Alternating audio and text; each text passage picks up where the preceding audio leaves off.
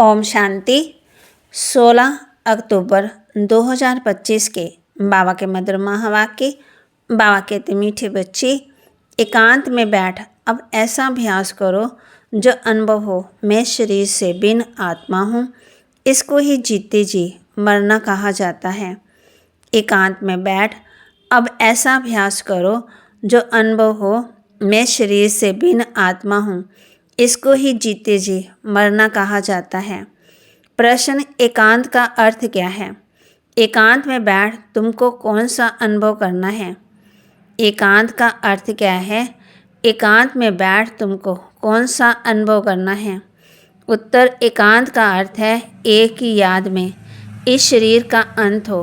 अर्थात एकांत में बैठ ऐसा अनुभव करो कि मैं आत्मा इस शरीर को छोड़कर बाप के पास जाती हूँ। कोई भी याद ना रहे, बैठे बैठे अशरीरी हो जाओ। जैसे हम इस शरीर से मर गए, बस हम आत्मा हैं, शिव बाबा के बच्चे हैं। इस प्रैक्टिस से देह का भान टूटता जाएगा। ओम शांति।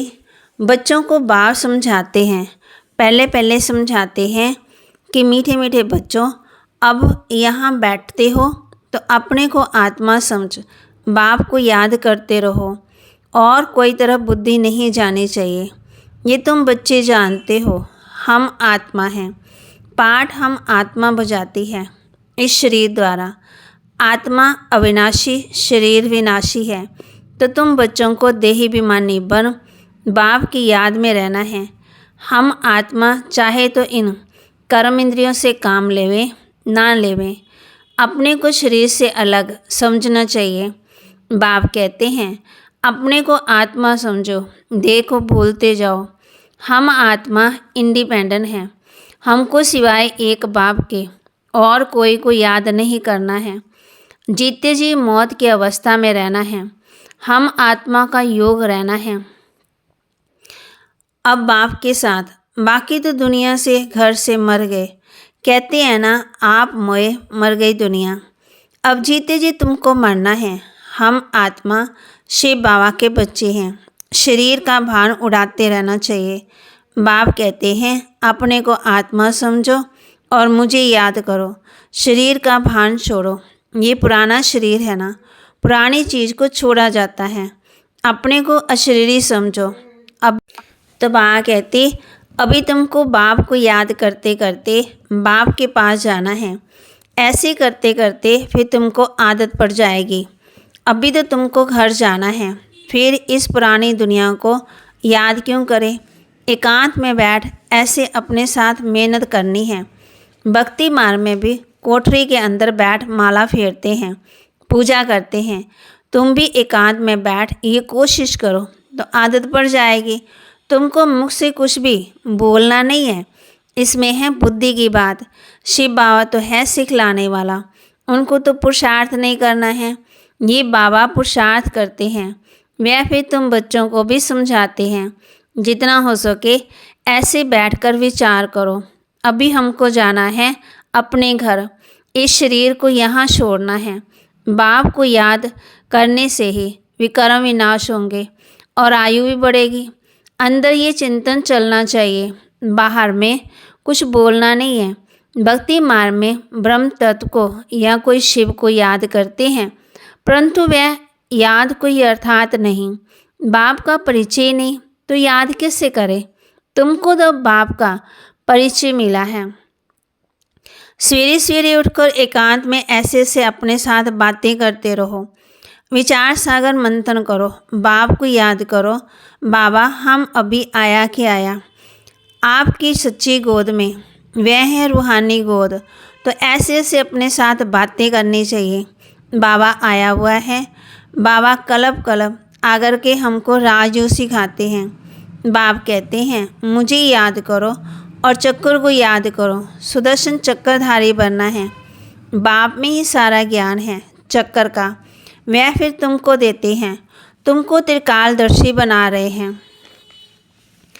तीनों कालों अर्थात आदि मध्यंत को तुम जानते हो। बाप भी परमात्मा है, उनको शरीर तो है ही नहीं। अभी इस शरीर में बैठ तुमको समझाते हैं। ये वंडरफुल बात है। भागीरथ पर विराजमान होंगे तो जरूर दूसरी आत्मा है। बहुत जन्मों के अंत का जन्म इनका है। नंबर 1 पावन वही, फिर नंबर 1 पतित बनते। वे अपने को भगवान विष्णु आदि तो कहते नहीं। यहाँ एक भी आत्मा पावन है ही नहीं, सब पतित ही हैं। तो बाप बच्चों को समझाते हैं, ऐसे ऐसे विचार सागर मंथन करो, इससे तुमको खुशी भी रहेगी। इसमें एकांत भी जरूर चाहिए। एक की याद में शरीर का अंत होता है, उनको कहा जाता है एकांत। ये चमड़ी छूट जाएगी, शरीर छूट जाएगा। सन्यासी भी ब्रह्म तत्व की याद में तत्व में रहते हैं ना।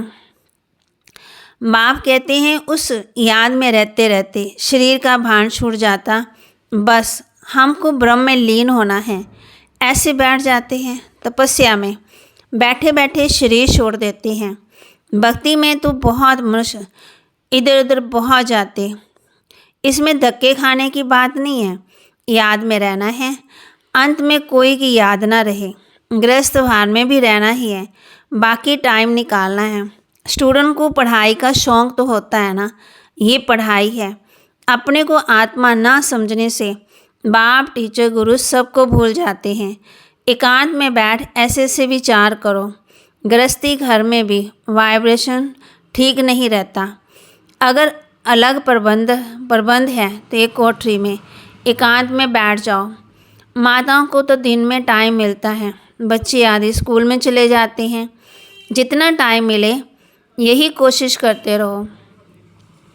तुमको तो एक घर में एक को ही कितने ढेर के ढेर दुकान हैं। बाप कहते और ही वृद्धि होती जाएगी। मनुष्यों को तो धंधे आदि की चिंता होती तो नींद फिर जाती। बाबा कहते कितना बड़ा बाप व्यापारी भी है, कितना बड़ा सट्टा मट्टा भी करते।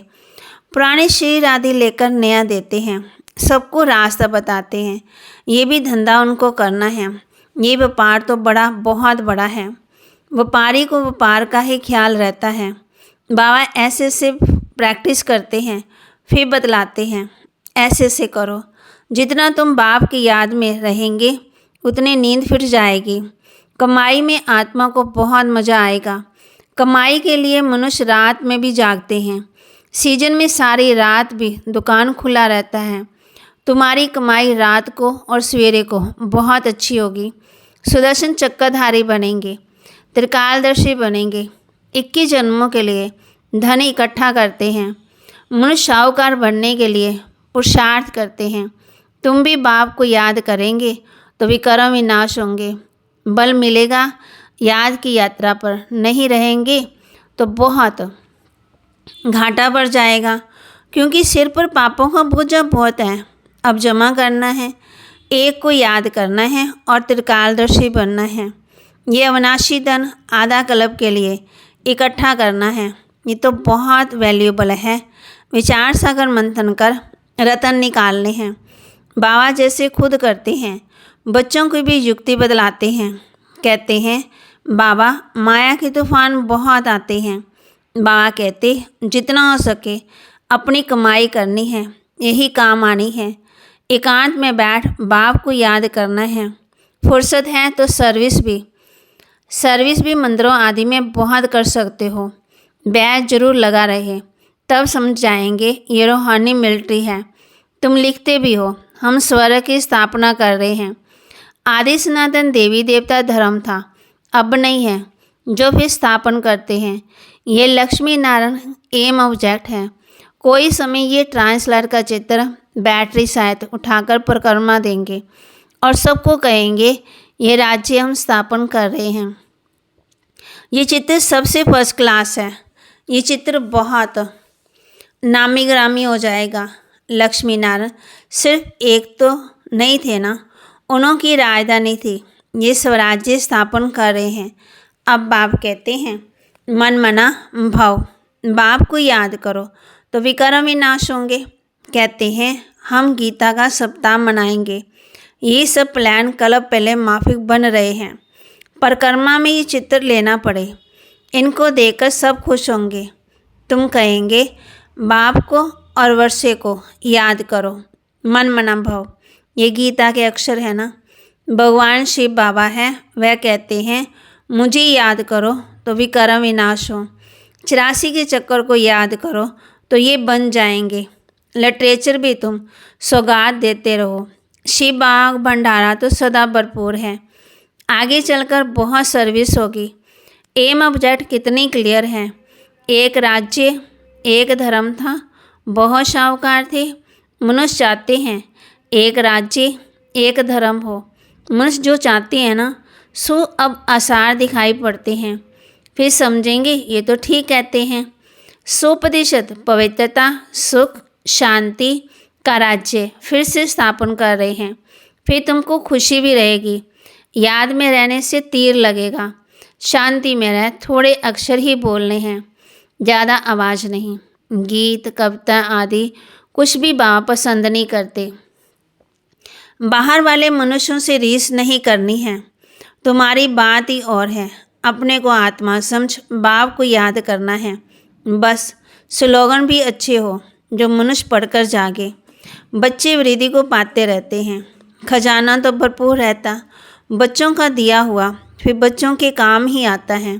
बाप तो पैसे नहीं ले जाते, तुम्हारी चीज़ें तुम्हारे काम में आती है। भारतवासी जानते हैं हम बहुत सुधर रहे हैं। 5000 वर्ष के अंदर इतना अनाज होगा जो अनाज की कभी तकलीफ़ नहीं होगी। और तुम जानते हो ऐसी हालत होगी जो अन्न खाने के लिए भी नहीं मिलेगा। ऐसे नहीं अनाज कोई सस्ता होगा। तुम बच्चे जानते हो हम 21 जन्मों के लिए अपना राज्य भाग्य पा रहे हैं। ये थोड़ी बहुत तकलीफ़ तो सहन करनी ही है। कहा जाता है खुशी जैसी खुराक नहीं। अतीन्द्रिय सुख गोप गोपियों का गाया हुआ है। ढेर बच्चे हो जाएंगे, जो भी सैम्पलिंग वाले होंगे वे आते रहेंगे। झाड़ यहाँ ही बढ़ना है, स्थापना हो रही है। और धर्मों में ऐसा नहीं होता, वह तो ऊपर से आते हैं। ये तो जैसे झाड़ स्थापन हुआ ही पड़ा है, इसमें भी नंबरवार आते जाएंगे, वृद्धि को पाते जाएंगे। तकलीफ़ कुछ भी नहीं है। उन्हों को तो ऊपर से आकर पार बजाना ही है। इसमें महिमा भी की क्या बात है। धर्म स्थापक के पिछाड़ी आते रहते हैं, फिर शिक्षा क्या देंगे सदगति की? कुछ भी नहीं। यहाँ तो बाप भविष्य देवी देवता धर्म की स्थापना कर रहे हैं। संगम युग पर नया सैम्पलिंग लगाते हैं। पहले पौधों के गमले में लगाकर फिर नीचे लगा देते, वृद्धि होती जाती। तुम भी अब पौधा लगा रहे हो, फिर सतयुग में वृद्धि हो पाए, राज्य भाग्य पाएंगे। तुम नई दुनिया की स्थापना कर रहे हो। मनुष्य समझते हैं अर्जुन कलयुग बहुत वर्ष पड़े हैं, क्योंकि शास्त्रों में लाखों वर्ष लिख दिए हैं। समझते हैं कलयुग अभी 40,000 वर्ष पड़े हैं, फिर बाप आकर के नई दुनिया बनाएंगे। कई समझते हैं ये वही महाभारत लड़ाई है। गीता का भगवान भी जरूर होगा। तुम बतलाते हो ना, श्री कृष्ण तो था नहीं। बाप ने समझाया है श्री कृष्ण तो 84 जन्म लेते हैं, एक फीचर्स ना मिले दूसरे से। तो यहाँ फिर श्री कृष्ण कैसे आएंगे? कोई भी इन बातों पर विचार नहीं करते। तुम समझते हो श्री कृष्ण स्वर्ग का प्रिंस, वह फिर द्वापर से कहाँ से आएगा? इस लक्ष्मी नारायण के चित्र को देखने से ही समझ में आ जाता है। शिव बाबा ये वर्षा दे रहे हैं। सतयुग की स्थापना करने वाला बाप ही है। ये गोला झाड़ आदि के चित्र कम थोड़ी है।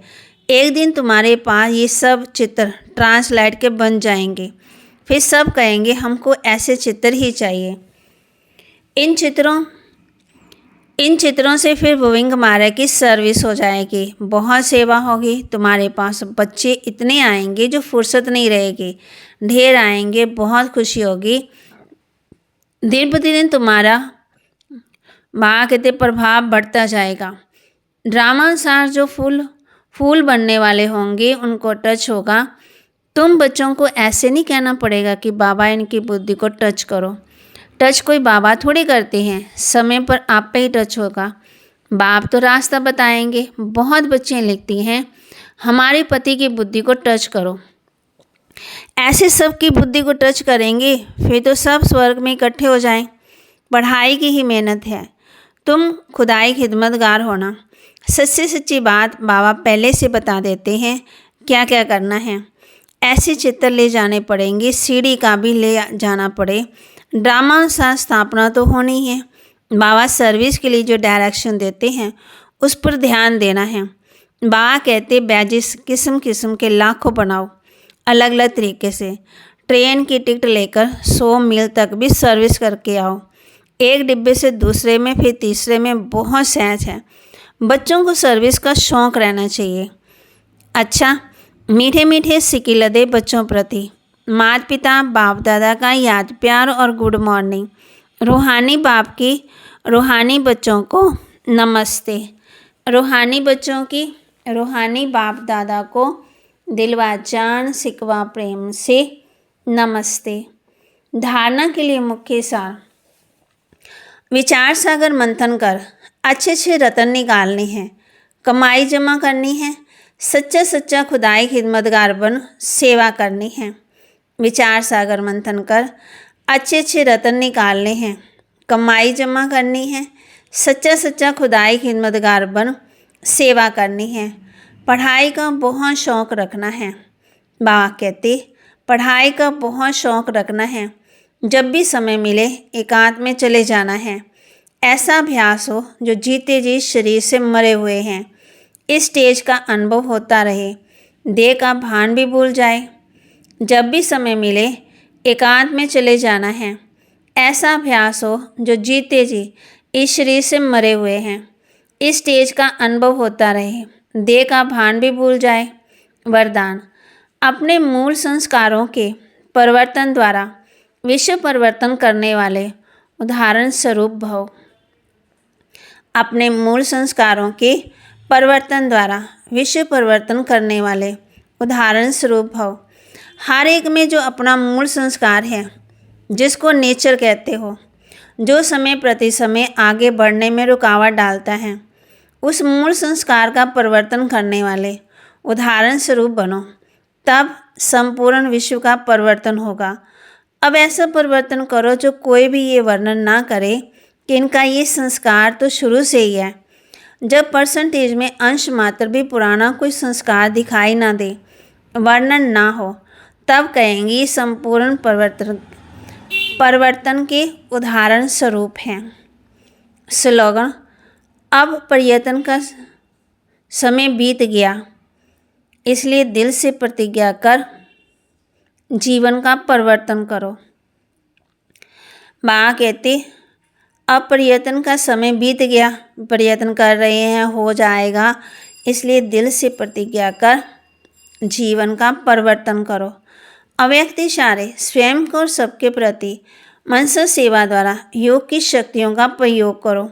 जैसे साइंस प्रयोग में आती है तो समझते हैं साइंस अच्छा काम करती है। ऐसे साइलेंस की शक्ति का प्रयोग करो।